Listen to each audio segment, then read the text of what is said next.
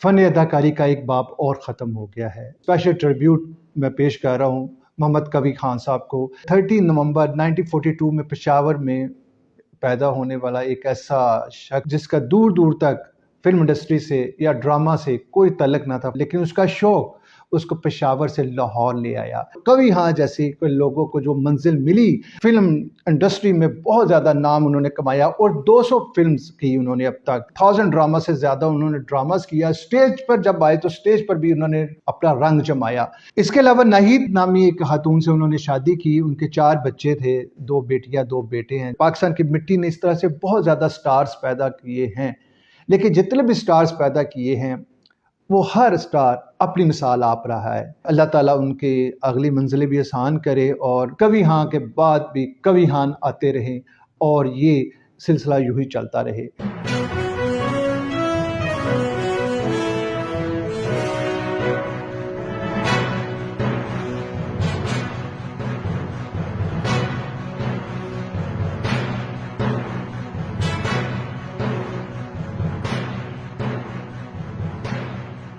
बिस्मिल्लाहिर्रहमानिर्रहीम। इब्तिदाई रब्बे जलील के बाबरकत नाम से जो दिलों के हाल बेहतर जानता है, देखती आंखों सुनते कानों को शाहिद मियाँ का सलाम। माई ओपिनियन विद शाहिद मियाँ के एक नए व्लॉग के साथ आपकी खिदमत में हाजिर हूँ। नाजरीन, आज फ़न अदाकारी का एक बाब और ख़त्म हो गया है।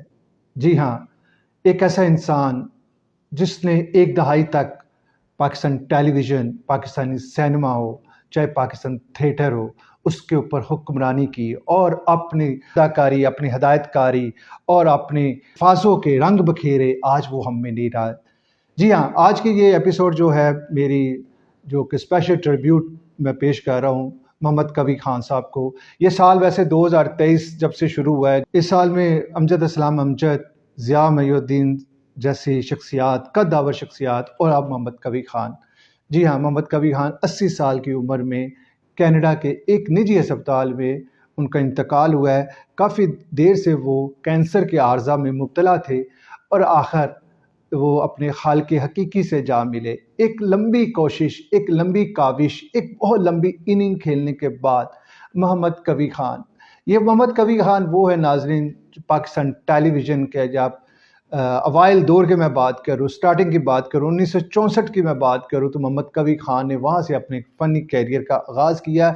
और अगर मैं थोड़ा सा पस मंज़र उनका बताऊँ, कवी खान था क्या। सबसे बड़ी बात है नाजरीन, वैसे तो इंसान के जाने के बाद उसकी तारीफ़ ही बनती है, लेकिन हकीकत में कवी खान से जो लोग मिले आज तक, उन्होंने यही कहा कि कवी खान जैसा शफीक और मुखलिस इंसान फ़न अदब और फ़न अदाकारी में, फ़नून लतीफ़ा में कम ही था। 13 नवंबर 1942 में पेशावर में पैदा होने वाला एक ऐसा शख्स जिसका दूर दूर तक फिल्म इंडस्ट्री से या ड्रामा से कोई तल्लक ना था, फैमिली बैकग्राउंड को देखते हुए, लेकिन उसका शौक उसको पेशावर से लाहौर ले आया और लाहौर की गलियां और रहमानपुरा के वो घर में जहाँ पे गुर्बत के उसने दिन गुजारे अपने हालात और वाक़यात बदलने के लिए।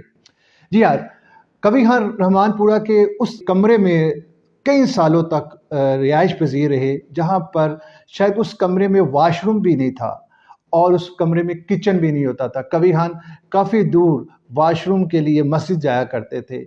लेकिन बताने का मकसद ये है कि ये वो इंस्पिरेशन स्टोरीज़ है हमारे लिए, जिनसे आजकल की जनरेशन को एक इंस्पायर होना चाहिए कि हिम्मत अगर रहे आपके साथ और अगर जज्बा आप में कुछ बढ़ने का, कुछ करने का, तो कभी हाँ जैसे लोगों को जो मंजिल मिली। और एक वक्त ऐसा भी आया कि कभी हाँ पाकिस्तान के फिल्म इंडस्ट्री में बहुत ज़्यादा नाम उन्होंने कमाया और 200 फिल्म्स की उन्होंने अब तक। और अगर ड्रामास के बात करें तो 1000 ड्रामा से ज़्यादा उन्होंने ड्रामास किया। स्टेज पर जब आए तो स्टेज पर भी उन्होंने अपना रंग जमाया। हुकूमत पाकिस्तान ने उनकी काविशों के ऊपर उनको प्राइड ऑफ परफॉर्मेंस भी दिया।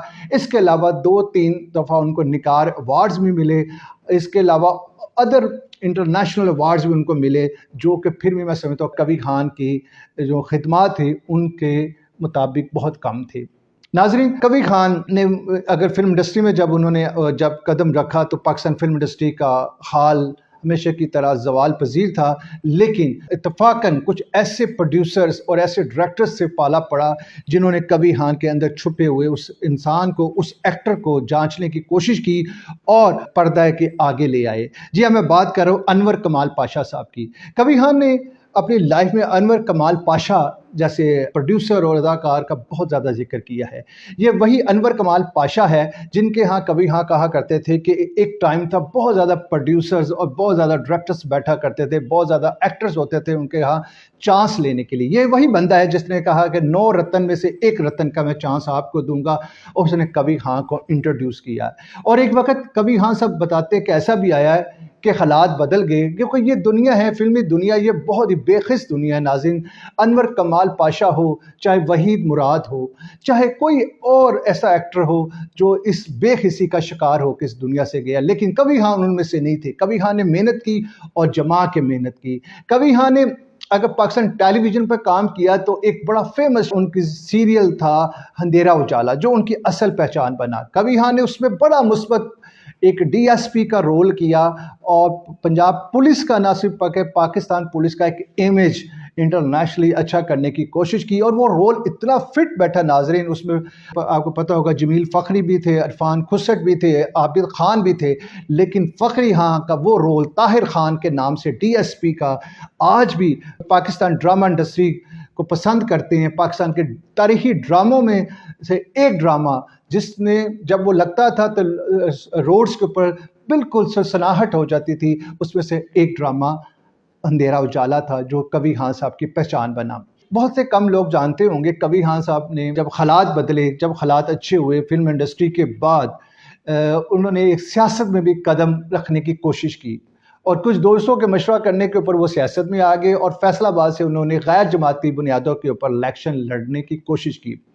اندھیرا اجالا کا D S P Tahir Khan نے اندھیروں میں سے اجالے کی طرف جانے کی کوشش کی اور عوام کو ایک اجالے کا میسج دینے کی کوشش کی ہے، لیکن ہمارا وہی طرز عمل کہ ہم اچھے لوگوں کی پہچان نہیں کر پاتے، اور یہاں پر ایوانوں تک پہنچنے والوں نے کبھی خان کو شاید آگے نہیں آنے دیا، اور یہی وجہ کبھی خان صاحب جیسے سادہ لو انسان اور سادہ شخصیت کے مالک، ایک ملنسار بندہ جو کہ اس ڈپلومیٹک سوچ کو نہ بدل سکا اور 10,000 ووٹ لے کر خاموشی کے ساتھ کنارہ کشی کر گیا۔ کبھی خان صاحب کی زندگی بڑی دل فریب رہی ہے ناظرین۔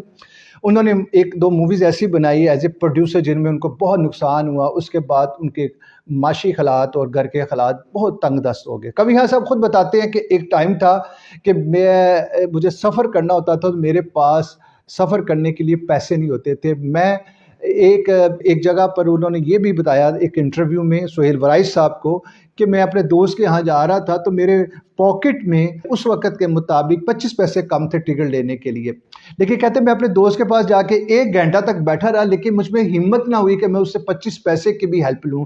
یہ ہے ناظرین وہ خوددار انسان۔ میرے نزدیک جتنے بھی ایکٹریسز ہوتے ہیں اور یہ فنون لطیفہ سے جن کا تعلق ہوتا ہے، یہ بہت حساس طبیعت کے مالک ہوتے ہیں، خوددار انسان ہوتے ہیں، جن میں سے کبھی خان صاحب ایک تھے۔ کبھی خان صاحب نے جتنا بھی کام کیا ناظرین بہت خوب کام کیا، انہوں نے جتنا بھی کیا دل سے کیا۔ اسپیشلی کبھی خان صاحب کی الفاظ کی ادائیگی ہو یا کہ ان کے انسپریشنز ہو، ان کے ایکسپریشنز ہو، یہ تینوں چیزوں کا ملاب جو تھا کبھی خان صاحب کی شخصیت میں تھا۔ اگر میں ناظرین ان کا فیمس ڈرامہ ایک اور تھا لاکھوں میں تین، جس میں جیدی خان اور علی جاز کے ساتھ انہوں نے کیا، یہ بھی بہت مقبول ترین ڈرامہ گیا۔ پاکستان کے ڈرامہ انڈسٹری کی تاریخ جب بھی لکھی جائے گی ناظرین، پاکستان کی فلم انڈسٹری کی بھی تاریخ جب بھی لکھی جائے گی تو لیجنڈ کے طور کے اوپر کبھی خان صاحب کو یاد رکھا جائے گا۔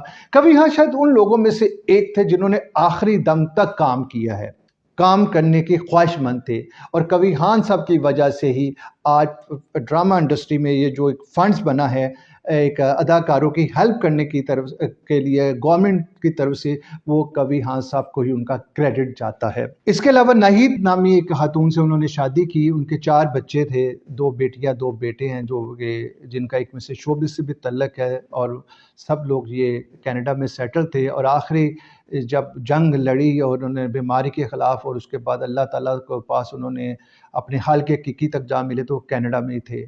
اصل میں میرے یہ جو ویلاگ تھا آج کا کبھی خان کو ٹریبیوٹ کرنے کا تھا، کیونکہ پاکستان کی مٹی نے اس طرح سے بہت زیادہ سٹارز پیدا کیے ہیں لیکن جتنے بھی سٹارز پیدا کیے ہیں وہ ہر سٹار اپنی مثال آپ رہا ہے، وہ ہر ایک انمول ہیرا رہا ہے۔ ان میں سے ایک ہیرا، ایک سٹار، چمکتا سٹار ہمارے جو لیجنڈ تھے کبھی خان وہ تھے۔ اللہ تعالیٰ ان کے اگلی منزلیں بھی آسان کرے اور کبھی ہاں کے بعد بھی کبھی ہاں آتے رہیں اور یہ سلسلہ یوں ہی چلتا رہے۔ اس کے ساتھ مجھے اجازت دیجیے مائی اوپینین ود شاہد میاں کے اس ویلاگ کے ساتھ۔ میں ملوں گا اگلے ویلاگ میں ایک نئی تحقیق کے ساتھ، ایک نئی جستجو کے ساتھ۔ پاکستان زندہ باد، پاک فوج زندہ باد۔